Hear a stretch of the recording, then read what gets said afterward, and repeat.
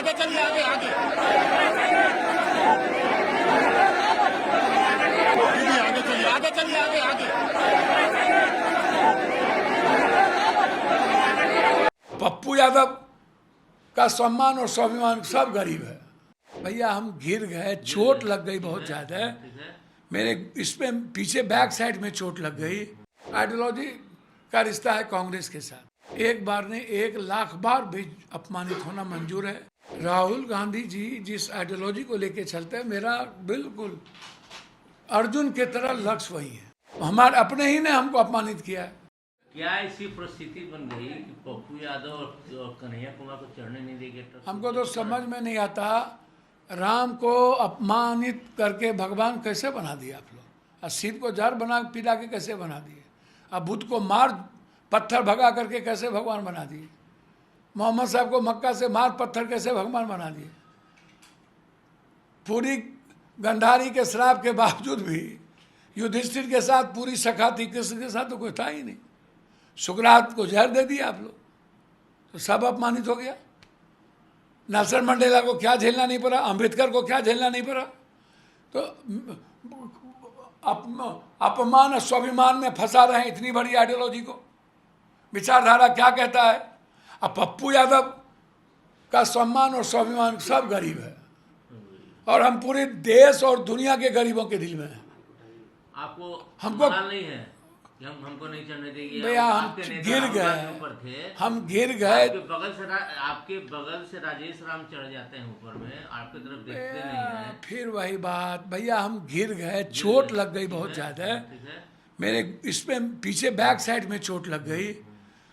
अब आप हमको एक बात बताइए ना, सभी दल के एक एक लीडर वहां पर मौजूद थे, चढ़े, नाम नहीं था। तो ये कौन सा अपमान हो गया? किसको क्या तरीका है, कौन गठबंधन को यहाँ थॉट प्रोसेस को देखता है, वो ना समझेंगे। हम तो कहीं नहीं है भैया। मेरा दुर्भाग्य क्या है जानते हैं? मेरा दुर्भाग्य ये है कि कोरोना में दुनिया की मदद करो तब भी जीरो, बाढ़ में राजेंद्र नगर की मदद करो तब भी जीरो, सीमांचल और कोसी जहाँ से मैं 7 बार संसदीय जीवन जिया हूँ, मैडम बनी, उसके साथ मेरा एक रिश्ता है इमोशंस का, और आइडियोलॉजी का रिश्ता है कांग्रेस के साथ। मेरे लिए दिक्कत देखिए, जनता से बड़ा कोई कुछ नहीं होता।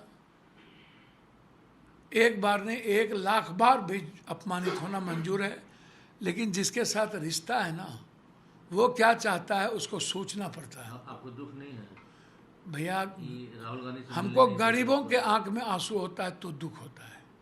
हमको जब किसी बेईमान चोर लोग आम आदमी की जिंदगी छीनता है तो दुख होता है, न्याय नहीं मिलता है तो दुख होता है, दलाल अपराधी माफिया लोग का वर्चस्व हो जाता है तो दुख होता है। कांग्रेस से किसी का फोन आया? किसका फोन? फोन तो सर्वोच्च है, आता ही रहता है, सब लोग का फोन आता रहता है। कितना कितना फोन बता, सबका फोन आता रहता है, सभी लोगों से बातचीत होती रहती है। कौन क्या सोचता है भैया? मेरी लड़ाई राहुल गांधी जी जिस आइडियोलॉजी को लेके चलते हैं, मेरा बिल्कुल अर्जुन के तरह लक्ष्य वही है। एक बार ने हम तो 1,00,000 बार अपमानित हो चुके हैं, और अपने ही घर में मधेपुरा सहरसा में अपमानित हो चुके हैं। अब हमारे अपने ही ने हमको अपमानित किया है। और की बात तो छोड़ दीजिए, जब अपनों ने ही कभी नहीं बख्शा, जो कभी जाता नहीं है, आप हमको बताइए ना। आरजेडी, जब आप मुसलमान यादवे की बात करते हैं तो सबसे ज़्यादा मुसलमान अररिया में। आप चुनाव काहे नहीं जीतते हैं? मधेपुरा में काहे नहीं जीतते हैं? सुपौल में काहे नहीं जीतते हैं? खगड़िया में काहे नहीं जीतते हैं? कब जीते आप?